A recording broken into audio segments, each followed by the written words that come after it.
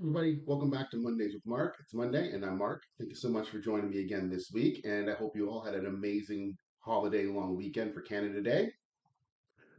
So, in case you missed last week's video, we went over 5 reasons why I think it's a great idea to call London, Ontario home and why I chose to call it my home. So, I figured it's only fair this week if we went in the other direction. I went over a few reasons why it may not be a great idea for you to call London, Ontario your home, and just a few things that, the city is still kind of working on and things that may be a little bit of an issue and things to consider before you do decide to make a move to London. So, that being said, guys, don't forget to like and subscribe to the channel so you don't miss any other Mondays with Mark videos. And without further ado, let's get into a few reasons why it may not be a great idea to call London, Ontario your home. So reason number one is, as I mentioned in the last video, there are a lot of job opportunities in London, and with the addition of the EV battery factory coming soon, there's going to be even more. But it's very limited in the type of jobs that are offered. We do often get criticized for not offering as many different employment options as larger cities like Toronto or Vancouver. Industries like manufacturing, healthcare, and education thrive here. But if you're looking for something more niche or specific, you may find it challenging to find suitable employment here in London. The second reason is, much like anywhere else in Ontario, we do have some pretty harsh winters. We are in what they call the snow belt, so we do experience some heavier snowfall sometimes throughout the year. So while this may not be a deal breaker, and if you are already living in Canada or Toronto or something like that, you're pretty used to the winter months. But it is something to consider if you are coming from more of a mild place, and you're not used to those crazy harsh winter conditions. So if you prefer something a little bit warmer, then London may not be the place for you. Although the summertime, when it is beautiful, it's beautiful, but the winter time is pretty bad sometimes. So number three is, we have more limited entertainment options than a large city. We do have our fair share of recreational activities. It may not be the same type of vibrant and, crazy party nightlife culture that you'll find in larger cities.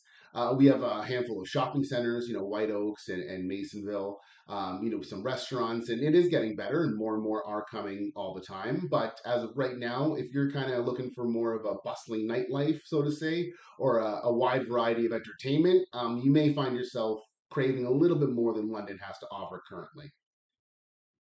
Another reason is the transportation system. It's not great. It is getting better. It's light years ahead of where it was when I first moved here about 9 years ago. But it still has, ways to go, considering the population growth over the last few years with the pandemic and things like that. It is struggling a little bit to catch up.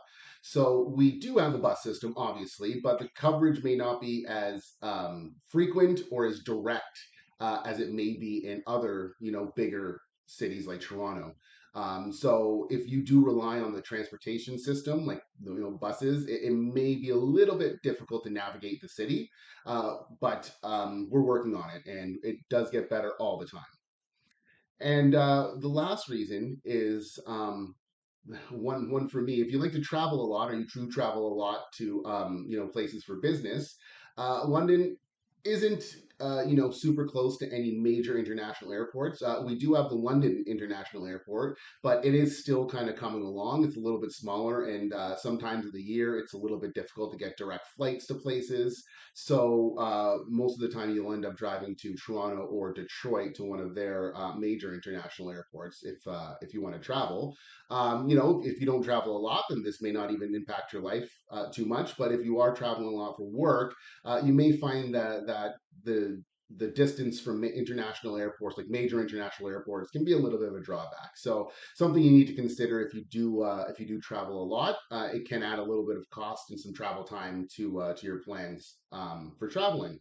So there you have it, guys. That's about 5 reasons why it may not be ideal for you to call London your home. Although there are many, many more reasons why I think it is a great place to live. It does have its issues, like any place in the world, of course. So I hope you found this video informational and useful. And if you are thinking about making a move to London, Ontario, or buying investment properties or anything like that, that's exactly why we should meet. And of course, my information is available here on my channel, or you can find me on Facebook or anything like that. And I'd love to have a chat with you and discuss how we can achieve your real estate goals.